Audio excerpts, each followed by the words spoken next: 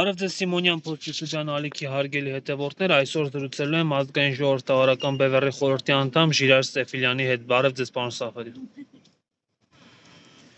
Ողջույն։ Պարոն Սեֆիլյան, ինչպես եք կարծում, քարոզարշավը ինչ հունով է ընթանում հիմա։ Կարծես թե Նիկոլ Փաշինյանի մյուս տեխնացուների հռետորաբանությունը կոշտացել է, երկուստը եք վիրավորանքներ են հնչում, դուք ինչ տպավորություն ունեք քարոզարշավի ընթացքից։ Ինչպես միշտ շատ անհավասար պայմաններ, գործող իշխանությունները ինչպես միշտ օգտագործում են իրենց իշխանական լծակները ապօրինաբար եւ բնականաբար նրանք գործող իշխանությունները ունեն իրենց պատկերացումները, թե ինչպիսին պետք է լինի ապակա ազգային ժողովը եւ ըստ այդմ այդ շեշտադրումներով այդ մարդավարությամբ այդ նաեւ քարոզչական հնարքներով եւ իրենց ենթակա զլմ-ների հրանկավորելով թե որ ուժերին արժի ցույց տալ, որ ուժերին պետք չէ ցույց տալ եւ այլն եւ այլն։ Ուզեմ ասել հերթական անարդար ոչ հավասար բառը այստեղ շատ քիչ է, շատ փոքր է, անհամաչափ պայմանների մեջ ենք, բայց անշուշտ ինչ որ ասում եմ դա նորություն չէ, դարիներ շարունակ այդպես է եղել, բայց այնուամենայնիվ մենք մեր հնարավորության սահմաններում պայքարելու ենք, այս ընտրությունները ասենք առասարակ այս ամեն ինչը մեր համար պայքար է, դասական ընտրություն չէ եւ ի դարբերություն նախորդ ընտրությունների 18-ի եւ 21-ի կարծում եմ որ մեր քաղաքական ուժի համար մեծ հնարավորություններ են բացվել ազգային ժողով մուտք գործելու, բացի նրանից որ մենք համոզված ենք որ գետնի վրա ունենք ժողովրդի աջակցություն, իմ լավատեսությունը գալիս է այստեղ հետևյալ համակից, որ աշխարհակահաղական զարգացումների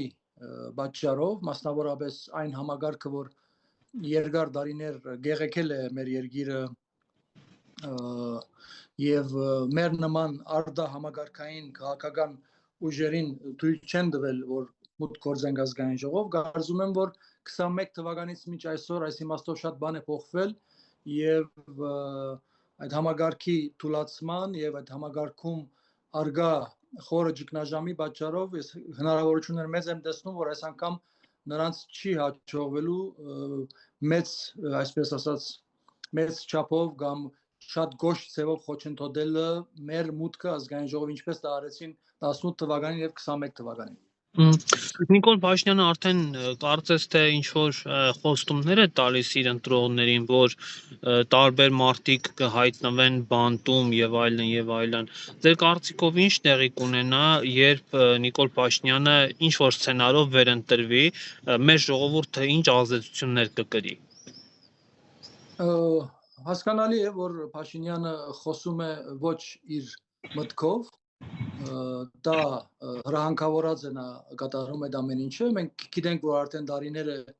նա թուրքական կողմի ենթակա գտնվում, եւ ադրբեջանական եւ Թուրքիայի նկատի ունեմ, բայց կարծես ամիջական ադրբեջանական ենթակայության ներքո լինելով նրանք ունեն իրենց ծրագրերը եւ մեր ժողովուրդը պիտի գիտակցի այս հանգամանքը, այսինքն երկիրը ծրագիր կա թուրքական կողմից ծրագիր կա Փաշինյանին օգտագործելով մեր երկիրը թրքացնելու ամեն իմաստով, անշուշտ նոր բան չեմ ասում եւ ուզում եմ բարձրապես հիշեցնել արդեն 1 տարուց ավել դեղի ունեցած պաշտոնական հարձակումը մեր ինքնության վրա, այս դեպքում նկատի ունեմ մեր եկեղեցու վրա հարձակումը որտեղի է ունենում, այս ամբողջը հրահանգավորված է եւ նրանք խնդիր ունեն Փաշինյանին օգտագործելով հասնել իրենց գլխավոր նպատակին։ Գլխավոր նպատակը ոչ միայն, ասենք, թուրքացում ասելով այստեղ Փաշինյանները այլ բան են հասկանում, կարծում են, որ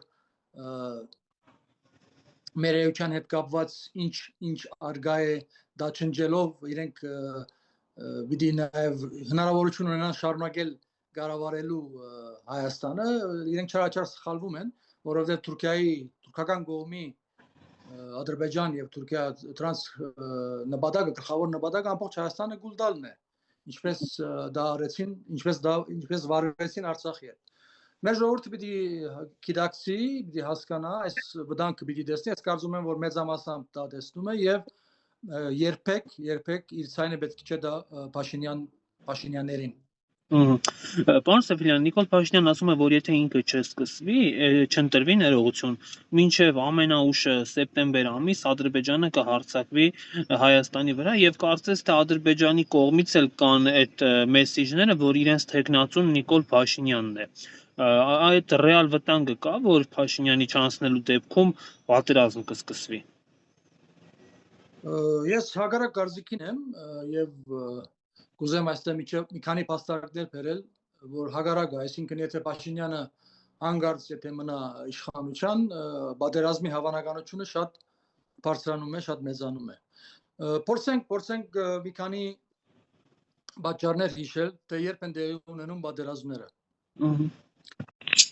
Առաջինը կարող ենք ասել հագամարտության մեջ գտնվող պետություններ կամ ճշտամի հարաբերություններ ունեցող պետություններից որևէ մեկի մոտ երբ պաշտպանական համագարկը ընդգծված գնում է դեպի թուլացում բնականաբար հակառակորդ կողմը ճշտամի կողմը օգտվում է այդ հնարավորությունից եւ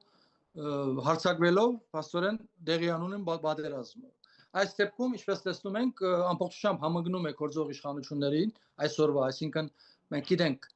20 թվականի նոյեմբեր 9-ից հետո Փաշինյանի իշխանությունները ինչ արեցին մեր բանակի հետ ավելին նրանք խնդիր էին դրել բանական փոխչամբ լուծարելու բայց վստահ եմ որ արևմուտքի միջամտությամբ եւ ոչ միայն արևմուտքի ասենք եւ Միացյալ Նահանգներ նկատի ունեմ եւ Ֆրանսիա եւ նաեւ այստեղ հարևան Իրանը եւ Հնդկաստանի միջամտության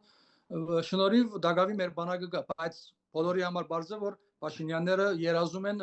հնարավորինս թույլատրել պաշտպանական մեր համագարկը ուստի եթե Փաշինյանը մնում է ապա պատերազմի հավանականությունը մեծանում է այսի մեկ երկրորդ անգամ դա աշխարհակահաղական հավասարակշռության խախտումն է մեր նման փոքր երկրներ իրենք պիտի լինեն նախաձեռնողական վիճակում այսինքն բարձ է որ ամեն տարածաշրջան ունի այնտեղ մեծ խաղացողների մրցակցություն ինչպես նաև այժմ արգա է այդ մրցակցությունը այսօր Կովկասում մեծ խաղացողների կողմից այստեղ շատ կարևոր է որ մեր նման երկիրը արտաքին քաղաքականության իմաստով կավորվի ճիշտ որբեսի չխաթարվի այդ հավասարակշռությունը բայց ինչպես տեսնում ենք գործող իշխանությունները Փաշինյանները չունեն արտաքին քաղաքականության հայեցակարգ որևէ գեցվածք չունեն որևէ որոշում չունեն ինչպես պետք է դիրքավորվեն ինչպես տեսնում եք նրանք ֆլուգերի տերում են հա ֆլուգեր այսինքն կամին որտեղից փչում է ուժը նրանք ենթարկվում են այդտեղ կամուն ուստի բնականաբար աշխարհակահաղական պատերազմի հավանականությունը մեծանում է ուստի երկրորդ պատճառ ես հիշատակեցի որի պատճառով հնարավոր է պատերազմ լինել հետևաբար Փաշինյանն գնում են պատերազմի հավանականությունը մեծանում է ես կարող եմ մի քանի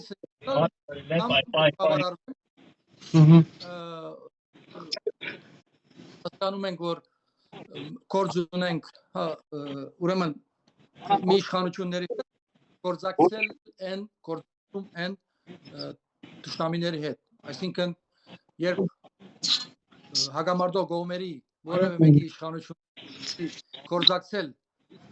մյուս կողմի իշխանությունների հետ հետագայական վիճակում ապա բնականաբար պատերազմի հավանականությունը մեծանում է ինչպես տեսնում ենք մեկից մեկ համընկնում է այդ վիճակը այսօր Հայաստանում այսինքն բոլորի համար բարձր է որ մենք ունենք իշխանություններ որոնք համագործակցում են որոնք գործակցում են ճշտամու հետ եւ այսպես ես կարող եմ ուստի ամփոփել կարող եմ ասել մեր ժողովուրդը պիտի հասկանա որ Փաշինյանին հերացնելով պատերազմի հավանականությունը ընդգծված քչացնում է Պարոն Սեֆիլյան, Հայաստան ժամանած Էմանուել Մակրոնը, Ֆրանսիայի նախագահ, բառացի չէ, բայց ըստ էության բովանդակությունը հետևյալն էր, որ այս ընտրություններում իրենց համար ցանկալի տեխնացուն Նիկոլ Փաշինյանն է եւ կարծես թե ողջ եվրոպական հանրության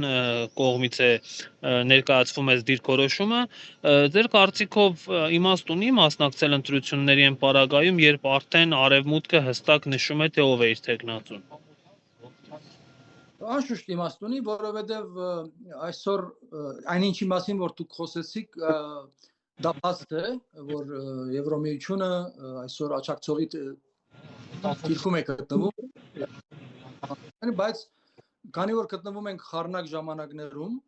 այսինքն ոչ ոք այսօր չի կարող բնդումներ կատարել, թե ինչ է լինելու, առաջիկա շաբաթ նաև համաշխարհային մակարդակով մենք գիտենք, քանի տարբեր ճակատներում աշխարհը ինչպիսի խառնակ վիճակում է։ Այս իմ ասածը ապացուցելու համար ես բերեմ մի օրինակ, մենք հիշում ենք, որ Հունգարիայի նախընտրական ուրեմն կառավարության ժամանակ այցելեց Հունգարիա, հիշում եք։ Այո։ Այո։ Եվ նա աջակցում էր Օրբանին, հիշում եք։ Եվ Օրբանը չընտրվեց։ Այո։ Ուզեմ ասել շատ խառնակ ժամանակներ են ապրում եւ այդ հասարակ տրամաբանությամբ մեկ չէ թադել այլ բայկել այս դեպքում մեր հետ կապված հայ ժողովուրդը խնդիր ունի մեր երկիրը թուրքացումից դասեցնելու ուստի սա մեր խնդիրն է եւ ամեն ինչ մենք պիտի անենք որ Փաշինյանը երբեք չկարողանա մեզամասնություն հավաքի եւ չախճախվի Հիմա պարոն Սեֆիլյան կարծես թե հայ-ռուսական հարաբերություններում է լարվածությունը Պուտինը հստակ ասեց որ Հայաստանը պետք է կողմնորոշվի վերջո ինչպես է արտաքին քաղաքական իր վեկտորը ձևավորում եւ պետք է այսպես ասած քաղաքակիրթ ապահարզան տեղի ունենա եթե Հայաստանը նման որոշում է կայացնում դուք ինչ կարծիք ունեք արդյոք այս հակառուսականությունը թե ինչ է Նիկոլ Փաշինյանի արտաքին քաղաքականությունը Ռուսաստանի մասով Նորից ուզում եմ հիշեցնել որ շատ խառնակ ժամանակներ են ապրում եւ միայն հայտնի պետությունների քայլերին հետևելով նրանց հայտարարություններին հետևելով այսօր շատ բարդացել է լուրջ եզրակացություններ ունելու որովհետև երևացող պետական մագարտակի գործընթացներին զուգահեռ նաև մենք նկատում ենք վերպետական ուժերի համաշխարհային վերպետական ուժերի դարաբնույթ գործերի եւ միջամտությունների տարբեր տարածաշրջաններում այս իմաստով նորից ուզում եմ շարաշվա իմ ասածը կրկնել շատ դժվար է այս օրերին բնդումներ կատարել թե հունիսի 7-ին վերջո աշխարհակահաղական որ կենտրոնը ինչ կեցված կունենա չի բացառվում ամեն շաբաթ փոփոխական վիճակ լինի առավել եւս մինչեւ հունիսի 7 դակավին երկար ժամանակ եւ ճիշտ լիներ որ մենք շատ չսևերվեինք այդ երևույթի որ աշխարհակահաղական կենտրոնը ինչ է ասում թույլ կտան թույլ չեն տա ես կարծում եմ հայ ժողովուրդը խնդիր ունի երկիրը թուրքացումից կանխելու եւ այն ուժերը որոնք իրոք ցանկություն ունեն որ մեր երկիրը գուլ չգնա ամբողջությամբ թուրքական կողմին պետք է մեկ կողմ թողնեն եւ լուրջ պայքարի մեջ մտնելով թույլ չտան որ վերարտադրվի գործող թշնամի այս ժողովրդի թշնամի իշխանությունները Պարոն Սեֆիլյան, եթե Բևերը անցնի խորհրդարան եւ լինի այնպիսի մի իրավիճակ, որ Բևերի ձայներով հնարավոր լինի ընդդիմության տեխնացուին, ամենաշատ ձայներ ստացած ընդդիմադիր ուժի տեխնացուին ընտրել վարչապետ եւ երկրում իշխանափոխություն անել, Բևերը ինչպես իրեն կդրսևորի խորհրդարանը Մենք բնականաբար ազգային ժողով մտնում ենք մեր ծրագրով, մեր հակաջգնաժամային ծրագրով, այնինչ մենք 18 թվականից բարձրացնել ենք, 21 թվականին կրկնել ենք, այժմ նույնանման ծրագրով մենք մուտք ենք գործում, ցանկություն ունենք մուտք գործելու եւ հուսով ենք, որ մեր ժողովրդի օգնությամբ մուտք ենք գործելու։ Իսկ մինչ մեր ծրագիրը ազգային ժողովում, այսինքն իշխանության մաս դառնալով, մեզ հաշվով ազգային ժողովում հայտնվելով մենք հասկանում ենք, որ դառնում ենք իշխանության մաս։ Իշխանության մաս դառնալով մենք մեր ծրագիրը բնականաբար պիտի մղենք առաջ, սակայն մինչ այդ մենք հասկանում ենք, որ կարևորագույն անհրաժեշտ քայլ դա գործող իշխանությունների հերացումն է եւ պատասխանատվության ենթարկելն է։ Ապա բնականաբար բևերը ապակա ազգային ժողովում գտիրքավորվի այնպես, որ այն ուժերը, որոնք կողմ են սերբազատվելու գործող իշխանություններից, պետք է գործակցեն ոչ միայն հերացնելու նպատակով, այլ նաև պատասխանատվության ենթարկելու նպատակով։ Մենք այս կետերի շուրջ պատրաստ կլինենք համագործակցելու բնականաբար։ Շատ լավ, պարոն Սեֆլյան, հետևենք հարուսարշավի ընթացքին, շնորհակալ եմ այս զրույցի համար։ Ես էլ եմ շնորհակալ։